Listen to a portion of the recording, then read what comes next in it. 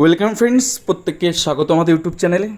যে সমস্ত ভিউয়ার্সরা প্রথমবার চ্যানেলটি দেখছেন তারা অবশ্যই চ্যানেলটিকে সাবস্ক্রাইব করে দেবেন এবং চ্যানেলের পাশে থাকা বেল আইকনটি প্রেস করবেন, যাতে এই ধরনের খবরাখবর সবচেয়ে আগে সবচেয়ে দ্রুত আপনাদের কাছে পৌঁছে যায়। তো বর্তমান সময় দাঁড়িয়ে সব থেকে চর্চিত একটি কোম্পানি, সে কোম্পানির নাম না লিপস অ্যান্ড বাউন্স নয়, যে কোম্পানি সেটা হচ্ছে S Basu and Roy company.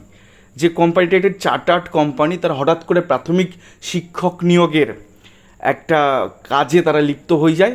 প্রথম দিকে একটু ওয়ার্কআউট ছিল, টেন্ডার হয়েছিল, বা সেকেন্ড দফায় কোনো টেন্ডার ছাড়াই তারা কিন্তু প্রাথমিক শিক্ষক নিয়োগ করে গেছে।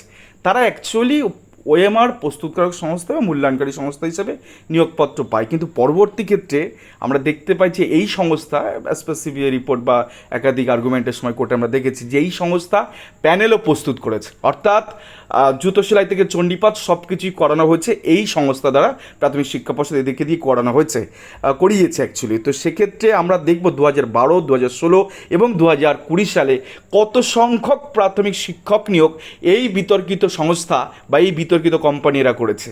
তো সমীক্ষা কি বলছে গোটা বিষয়টা আপনাদের সামনে একটি রিপোর্ট আকারে তুলে ধরবো। তো চলুন শুরু করা যাক। তো একটি আরটিআই রিপোর্ট, আরটিআই অ্যাক্টের ভিত্তিতে আরটিআই করা হয় এবং তার ভিত্তিতে এসপি অফিসার তিনি প্রাথমিক শিক্ষা পর্ষদের এসপি অফিসার তিনি উত্তরটা দেন। তো সেক্ষেত্রে 2012 টেট, এটা নিয়ে অনেকে বিতর্ক করে, কেউ বলে 12, কেউ বলে 13, কেউ বলে 14,000। তো এক্স্যাক্টলি ফিগার আপনাদের দেখাবো কত সংখ্যক এমপ্যানেল হয়েছিল সেই সময়। 2012 সালের যে টেটের উপরে ভিত্তি করে প্রাথমিক শিক্ষক নিয়োগ হয়েছিল, সেক্ষেত্রে 16,696 জন কিন্তু এক্ষেত্রে চাকরি পান।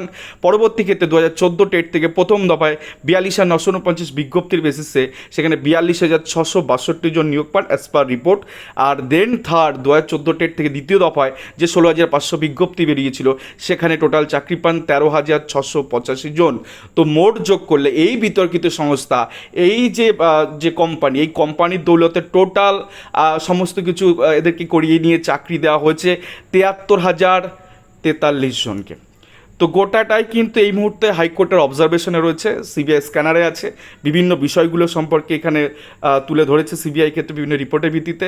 তো আগামী দিনে কি হয় সেদিকে তোমাদের নজর থাকবে, বাট এই মুহূর্তে এক্স্যাক্টলি কিন্তু যে সংখ্যাটা আপনাদের বললাম যে 73,043 জন এই বিতর্কিত সংস্থা দ্বারা কিন্তু নিয়োগ হয়েছে। তো যাক, এই ছিল আজকের একটি ছোট্ট ভিডিও। আশা করি ভিডিওটা আপনাদের ভালো লেগেছে, আর ভিডিওটা ভালো লেগে থাকলে অবশ্যই চ্যানেলটিকে সাবস্ক্রাইব করে দিন এবং লাইক, শেয়ার, কমেন্ট করে চ্যানেলটির সঙ্গে থাকুন। ধন্যবাদ সকলকে।